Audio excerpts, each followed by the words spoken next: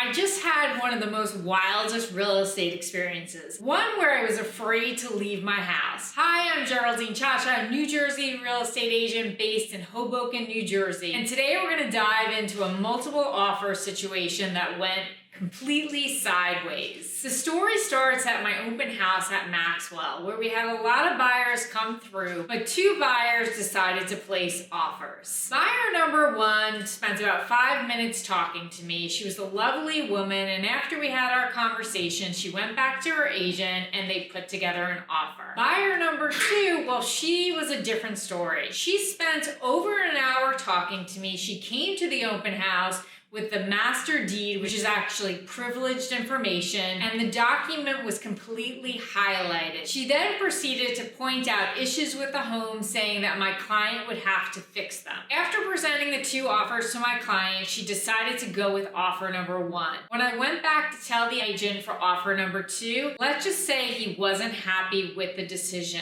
It got to the point where he was calling and texting, sending me emails, and asking me for my client's attorney's information, which is actually privileged information. It turns out that this particular agent happened to live in my building, which is why at a certain point, I was afraid to actually leave my apartment. Ultimately, I diffused the situation and was able to explain again to the agent that his client's offer wasn't accepted and we actually did in fact receive a better offer. We both got a good chuckle out of the situation, but I'll be honest, I was scared out of my mind to actually leave my apartment for a little bit of time there. The best news though was that my client got to sell her home without having to work with a difficult buyer. The other buyer was a pleasure to work with. Transaction was the smoothest I've ever done, also courtesy of the real estate agent. And it just goes to show you that it's not always about the price, because one thing I didn't tell you is that that second offer was a little higher in price, but there were so many other things that were red flags. But ultimately my client decided to go with offer number one, and she couldn't be happier. In this business, every negotiation is a learning experience, and this situation was not any different. It reminded me of the importance of patience, professionalism, and a little bit of humor when it comes to being a real estate agent. That's what's going to really push us forward. And when you work with me, I'm going to make sure that all that stress,